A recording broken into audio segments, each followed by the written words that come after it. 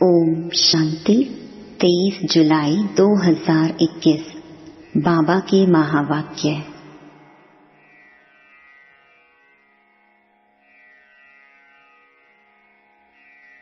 मीठे बच्चे, तुम्हें अपना चिंतन करना है, दूसरे का नहीं, क्योंकि ड्रामा अनुसार जो करेगा वह पाएगा। प्रश्न: त्रिकालदर्शी बनने से आत्मा को कौन सी स्मृति आई है? उत्तर: आत्मा को स्मृति आई, हम असुल मूल वतन के निवासी इस ड्रामा में पार्ट बजाने आए हैं। हमने मुख्य एक्टर बन 84 जन्मों का पार्ट बजाया, अभी बाप के सम्मुख हैं, फिर साथ में घर जाएंगे। पावन बनकर घर जाना है, फिर सुख धाम में आना है। यह सारा खेल भारत पर ही बना हुआ है। यह सारी स्मृति त्रिकालदर्शी बनने से आ गई। गीत: मरना तेरी गली में। ओम शांति। यह गीत किसने गाया? बच्चों ने। क्या कहते हैं बच्चे? बाबा, अभी तो आपके गले का ही हार बनना है, यह शरीर तो यहाँ ही छोड़ देना है। बच्चे जानते हैं शांति धाम व निर्वाण धाम में बाप और हम बच्चे आत्माएं रहते हैं। अब बाप घड़ी घड़ी कहते हैं अपने को आत्मा निश्चय करो। तुम जानते हो हम आत्माएं बाप के साथ निर्वाण धाम में रहने वाले थे, फिर यह शरीर धारण कर 84 जन्मों का चक्कर लगाया है। बच्चे जानते हैं हम बरोबर परम धाम के निवासी हैं। अब फिर बाबा आए हैं, तुम बैठे हो, देखते हो बाबा सामने बैठे हैं। यहाँ है लौकिक शरीर के संबंध। हम असुल आत्माएं थीं, फिर लौकिक संबंध में सुख का और दुख का जीवन बिताया। अभी तुम आत्माएं त्रिकालदर्शी बनी हो। बाप भी तीनों कालों तीनों लोकों को जानने वाला है। तुम भी जानते हो नंबर वार पुरुषार्थ अनुसार। पढ़ाई की याद तो रहनी चाहिए ना। अभी स्मृति आई है, बाबा ने समझाया है, तुम मूल वतन में रहने वाले हो। अभी तुम बाप दादा त्रिकालदर्शी बने हो। तुम जानते हो इस ड्रामा के हम मुख्य एक्टर्स हैं। सारे ड्रामा का नॉलेज तुम्हारी बुद्धि में अब है। स्मृति आई है, हम आधा कल्प सुख धाम में रहते हैं। वहाँ रावण होता नहीं। हम आत्माएं पूरे 84 जन्मों का चक्कर लगाती हैं। अभी बाप सम्मुख बैठे हैं, आपकी श्रीमत पर चल, हम आपके साथ चलेंगे। जितना हो सके आपको याद करेंगे। तुम बच्चों को सारा दिन यही ख्याल में रहना चाहिए, जबकि त्रिकालदर्शी बने हो। ऊंच ते ऊंच है भगवान, उनके साथ तुम बच्चे भी ऊंच ते ऊंच रहने वाले हो। अभी तुम बच्चों को घर की याद आई है। हम पवित्र बन अपने परम धाम घर जाएंगे। बाप शिव की पूजा होती है तो सालिग्रामों की भी पूजा होती है। बाप ही आकर आत्माओं को पावन बनाते हैं। आत्माओं को पवित्र बनाने वाला एक ही बाप है और कोई बना न सके। अभी तुम सारे ड्रामा के खेल को जान चुके हो। समझते हो भारत पर ही खेल बना हुआ है, तो अब तुम बच्चों को बाप सम्मुख बैठ समझाते हैं। हर एक जीव की आत्मा जानती है बाबा ज्ञान का सागर है। उसको भक्ति मार्ग में बुलाते आए हैं और प्रतिज्ञा करते आए हैं, बाबा आप आएंगे तो जरूर हम आपकी मत पर चलेंगे। यह कोई लौकिक संबंध की बात नहीं। तुमको देही अभिमानी बन यह ख्याल रखना है कि हमको एक बेहद के बाप की श्रीमत पर चलना है, उनका ही मानना है। वह तो बहुत सहज समझाते हैं। तुम्हारा अब तीसरा नेत्र ज्ञान का खुल गया है। यह ज्ञान तुमको यहाँ है। मूल वतन में बाप और बच्चे रहते हैं, वहाँ यह किसको पता नहीं रहता। अभी तुम बच्चों को बाप अपना अंत देते हैं, वही ज्ञान का सागर है। और कोई सत्संगों में ऐसे नहीं कहेंगे कि बाबा हम आत्माओं को पढ़ाते हैं। यह तुम जानते हो। घड़ी घड़ी तुमको कहना पड़ता है, देही अभिमानी बनो। आत्मा इस ड्रामा में एक्टर है, पार्ट बजाती है। हम आत्मा ने चोला लिया है, वह एक्टर्स कपड़े बदलते हैं। तुम आत्माएं निराकारी दुनिया से यहाँ आकर यह शरीर रूपी चोला लेती हो। वह सिर्फ अपने कपड़े बदलते हैं। हम आत्माओं को बाबा फिर से आकर राजयोग सिखला रहे हैं। अब तुम बच्चे समझते हो बाबा आया हुआ है तो जरूर हम बाबा के मददगार बनेंगे। पवित्र बन और सारे भारत को पवित्र बनाएंगे। हमको श्रीमत पर ही चलना है। श्रीमत कहती है बाप को याद करना है, जो करेंगे वह पाएंगे। सब तो नहीं आकर पुरुषार्थ करेंगे, जिन्होंने कल्प पहले पुरुषार्थ किया है वही करेंगे। अभी वापस जाना है, इसीलिए पुरुषार्थ कर पवित्र जरूर बनना है। हम ऊपर मूल वतन में रहने वाले हैं। पहले पहले हम स्वर्ग में आए थे, फिर सीढ़ी नीचे उतरते आए। बाप समझाते भी भारतवासियों को हैं।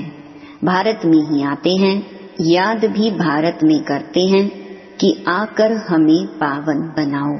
शरीर धारण कर हमको श्रेष्ठ कर्म सिखलाओ। शरीर का नाम भी गाया हुआ है। यह भाग्यशाली रथ है।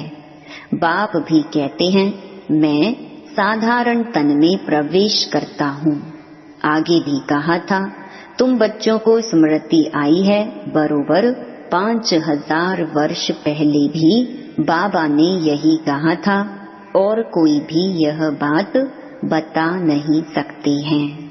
बाप ही कहते हैं 5000 वर्ष पहले भी मैंने इस शरीर में आकर तुमको समझाया था। अब फिर तुम बच्चों को कहता हूँ आत्म अभिमानी बनो। जैसे नाटक वालों को मालूम रहता है ना, हम कौन सा वस्त्र पहनकर क्या क्या पार्ट बजाते हैं, परंतु वह तो है देह अभिमानी। यह है बेहद की बात। देही अभिमानी बनना है। हम असुल आत्मा ही हैं। अभी हमारा पार्ट पूरा होता है। बाप सम्मुख बैठ सब कुछ तुमको समझाते हैं। यह भूल नहीं जाना है। माया कितने विघ्न डालती है। बाप समझाते हैं बच्चे तुमको कोई भी विकर्म नहीं करना है। मनसा तूफान भल बहुत आएंगे, अपनी परीक्षा लेनी है। हमारी कर्मेंद्रियां चलायमान तो नहीं होती हैं। हम काम को जीत सकते हैं। तुम्हारे लिए तो बहुत सहज है। हम आत्मा हैं, एक बाप के बच्चे हैं।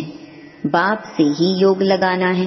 कर्मेंद्रियों में चलायमानी होना यह भी देह अभिमान हुआ ना। तुमको कोई से भी डरना नहीं है। निर्भय बनना है। कभी भी कहाँ जाओ तो साक्षी हो देखना है।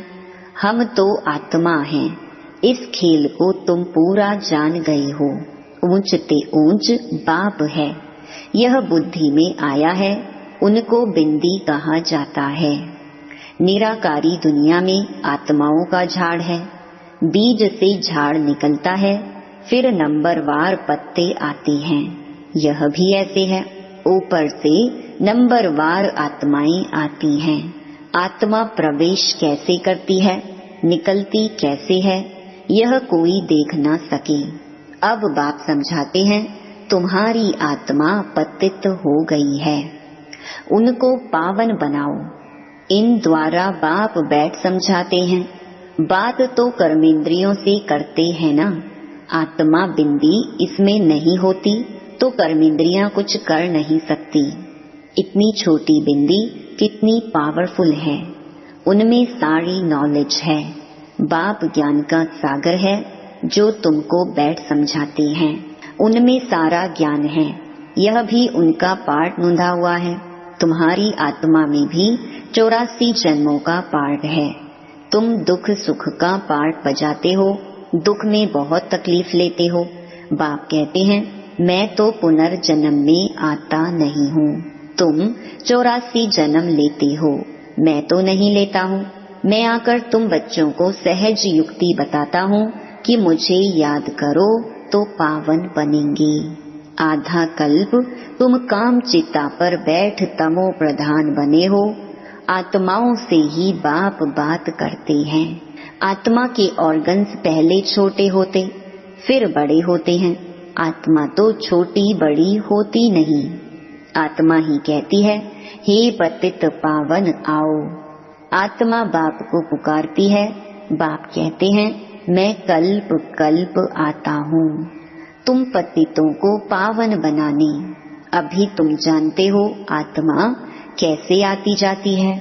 मनुष्य बहुत माथा मारते हैं, देखें आत्मा कैसे निकलती है, परंतु किसको पता नहीं पड़ता, क्योंकि यह है अति सूक्ष्म। छोटी सी आत्मा में कितना पार्ट है। जैसे बीज में सारा ज्ञान है, वह तो बीज है जड़। बड़ का झाड़ होता है, उसका बीज कितना छोटा, उनसे झाड़ कितना बड़ा लंबा निकलता है। कलकत्ते वाला बड़ का झाड़ कईयों ने देखा होगा, बहुत बड़ा झाड़ है। अब उनका फाउंडेशन सारा सड़ गया है, बाकी झाड़ खड़ा है। यह भी ऐसे है, देवता धर्म का फाउंडेशन है नहीं। झाड़ की भी अब जड़जड़ीभूत अवस्था है, यह भी तुम जानते हो। तब तो गवर्नमेंट को भी कहते हो कि हम इतने समय में दुनिया को पावन बनाकर दिखाएंगे। मनुष्य इन बातों को समझते नहीं। तुमको तो निश्चय है कि हम इस भारत को श्रेष्ठाचारी जरूर बनाएंगे, तब तो भ्रष्टाचारी दुनिया का विनाश होगा। यह जो चाहते हैं शांति हो जाए। आत्मा पार्ट बजाते बजाते थक गई है, इसीलिए पुकारती है हे शांति देवा। यह थोड़े ही समझते हैं आत्मा शांत स्वरूप है, परंतु यहाँ आत्मा को कर्मेंद्रियों द्वारा कर्म तो जरूर करना ही है। शांति दो कहते हैं, यह किसको पता नहीं है कि शांति धाम अलग है, सुख धाम अलग है। सुख धाम में बहुत थोड़े मनुष्य होते हैं, वह है ही पवित्र दुनिया।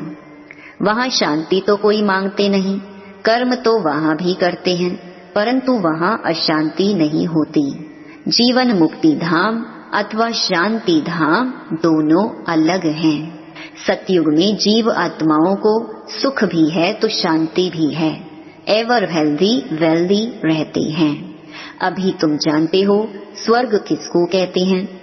दुनिया में यह भी किसको पता नहीं है कि स्वर्ग क्या है। यह लक्ष्मी नारायण बच्चे हैं ना, इन बच्चों को भी सुख किसने दिया, कोई तो सुख देने वाला है ना। क्या इन्हों का फिर राज्य आने वाला है? स्वर्ग जरूर फिर रिपीट होगा। स्वर्ग में जब होंगे तो वहाँ ऐसे नहीं कहेंगे कि नर्क फिर से रिपीट करेंगे। अभी कहते हो पवित्रता सुख शांति की नई दुनिया फिर से रिपीट होगी। यह तो पुरानी दुनिया दुख धाम है, इनको आयरन एज कहा जाता है। नई दुनिया भी तो थी ना, उनको स्वर्ग कहते हैं। यह ज्ञान तुम्हारी बुद्धि में ठहरा हुआ है। बरोबर हम फिर से देवी देवता बन रहे हैं। तुम्हारी एम ऑब्जेक्ट ही यह है। हम फिर से स्वर्ग की बादशाही लेते हैं। बेहद के बाप से वर्षा जरूर पाएंगे, यह अच्छी रीति याद करना है। हम आत्माएं वहाँ रहती हैं, फिर हम यहाँ आए हैं पाठ बजाने। अब स्मृति मिली है 84 जन्म कैसे लेते हैं। बाप समझाते भी तुम ब्रह्मा मुख वंशावली ब्राह्मणों को हैं। ब्राह्मण बनने बिगर प्रजापिता ब्रह्मा का बच्चा बनने बगैर शिव बाबा से वर्षा कैसे लेंगे? प्रजापिता ब्रह्मा तो मशहूर है ना। ब्रह्मा द्वारा नई दुनिया की स्थापना करते हैं तो नई दुनिया का राज्य भी जरूर उन्हों को मिला होगा। 5000 वर्ष पहले भी ब्रह्मा द्वारा विष्णुपुरी की स्थापना की थी, अब फिर रिपीट होगा। उसके लिए तुम तैयारी कर रहे हो। कई बच्चे पूछते हैं ड्रामा को बड़ा माने व पुरुषार्थ को बड़ा माने। समझाया जाता है पुरुषार्थ तो जरूर करना ही है। पुरुषार्थ बगैर प्रारब्ध कैसे मिलेगी? पूरा पुरुषार्थ करना है। कोई अच्छी रीति पुरुषार्थ करते हैं तो समझाया जाता है ड्रामा अनुसार इनका पुरुषार्थ अच्छा चलता है, पद भी अच्छा पाएंगे। उनका पुरुषार्थ बहुत तीव्र चलता है, फिर चलते चलते कोई का कम पद भी हो जाता है। ब्राह्मणियां जानती हैं, ब्राह्मणियों के पास आने वाले भी जानते हैं फलाना बहुत अच्छा चलता था, आजकल आते नहीं हैं। कहते हैं हमारी बुद्धि में पता नहीं क्यों नहीं बैठता है, बाबा को हम याद ही नहीं कर सकते हैं, बस हम नहीं चल सकेंगे, बड़ी मंजिल है। ऐसे ऐसे लिख देते हैं। मूल बात है ही निर्विकारी बनना। विकारों को छोड़ना बड़ा मुश्किल है। तुम जानते हो ड्रामा अनुसार कल्प पहले मिसल इनकी ऐसी अवस्था चली आ रही है। अच्छा, मीठे मीठे सिकी लगे बच्चों प्रति माता पिता बाप दादा का याद प्यार और गुड मॉर्निंग। रूहानी बाप की रूहानी बच्चों को नमस्ते। धारणा के लिए मुख्य सार। पहला, इस बेहद के खेल को साक्षी हो देखना है, कोई से भी डरना नहीं है। निर्भय बनने के लिए मैं आत्मा हूँ यह पाठ पक्का करना है। दूसरा, अपनी जांच करके स्वयं की परीक्षा लेनी है कि कोई भी कर्मेंद्रिय चलाए मान तो नहीं होती है। काम विकार पर विजय पाई है, देही अभिमानी कहाँ तक बने हैं। वरदान, कंबाइंड स्वरूप की स्मृति और पोजीशन के नशे द्वारा कल्प कल्प के अधिकारी भव। मैं और मेरा बाबा, इस स्मृति से कंबाइंड रहो तथा यह श्रेष्ठ पोजीशन सदा स्मृति में रहे कि हम आज ब्राह्मण हैं, कल देवता बनेंगे। हम सो हम का मंत्र सदा याद रहे तो इस नशे और खुशी में पुरानी दुनिया सहज भूल जाएगी। सदा यही खुमारी रहेगी कि हम ही कल्प कल्प की अधिकारी आत्मा हैं। हम ही थे, हम ही हैं और हम ही कल्प कल्प होंगे। स्लोगन, स्वयं का स्वयं ही टीचर बनो तो सर्व कमजोरियां स्वतः समाप्त हो जाएंगी। ओम शांति।